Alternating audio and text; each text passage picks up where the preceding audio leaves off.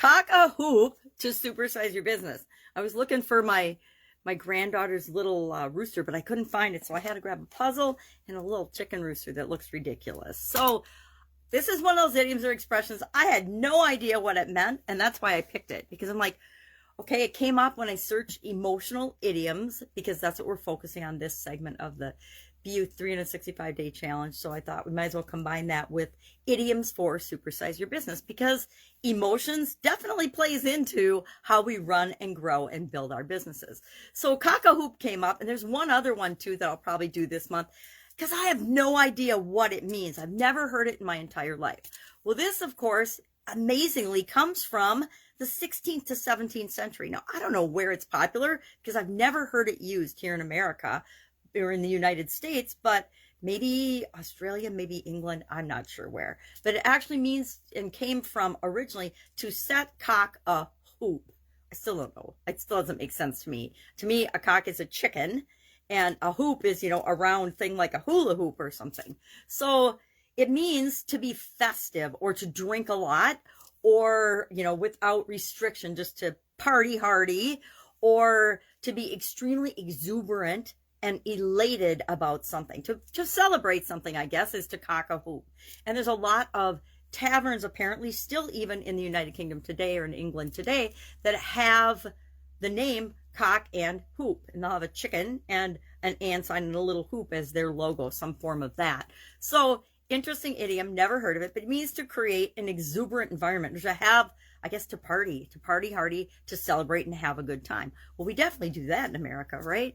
So how can we use this to build and grow and supersize our business? Well, a couple things come to mind. Number one, how do we create a festive, entertaining, fun environment, not only for our employees so that they serve the people that we're serving well, but for our customers' experience as well. Is our customers' experience something that gives them exuberant elation? Does it delight them? Does it make them feel awesome about doing business with us?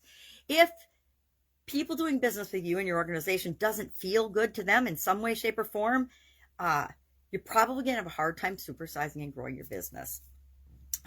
So what are some ways that we can ensure that? Well, we can evaluate and audit our customer experience. One of the things I love to do in the businesses I work with is go out and be a customer of that business.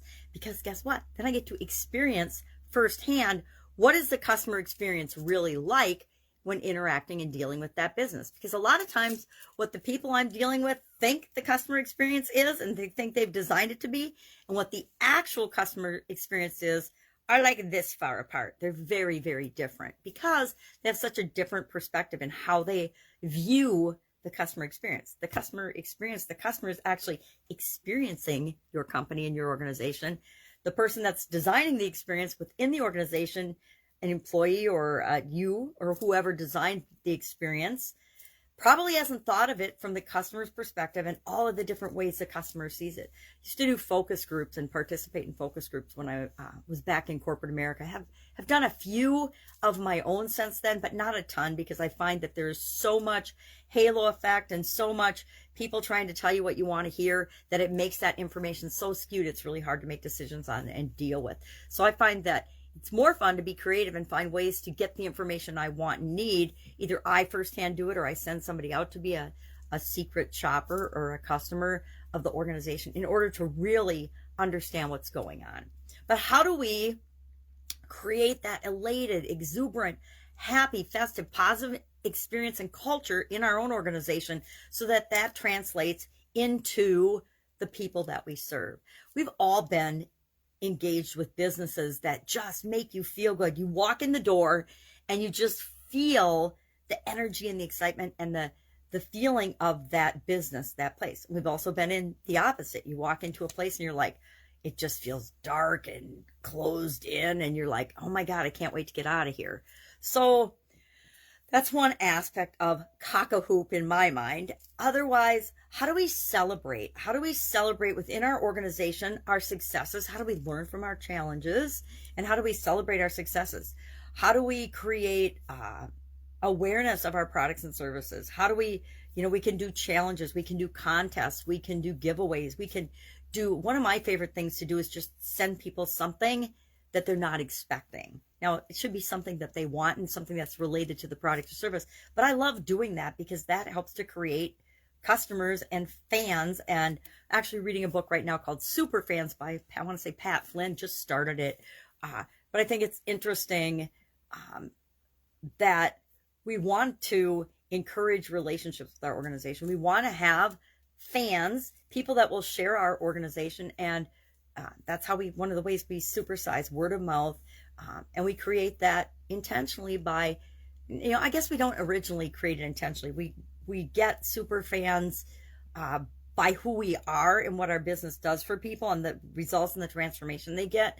And then more super fans and more super fans are attracted to us. I don't know. I haven't read the book yet. I'm going to read it. So love to know if you have ever heard of or experienced a cockahoop. And what, if you've ever heard that, I would love to hear a story or two about that. Share in the comments below. And I will, of course, be with you tomorrow with another interesting idiom. What does it mean related to emotions, emotional well-being? What does it mean? Where does it come from? And how might you use it to grow your business today? Have an awesome day. See you tomorrow.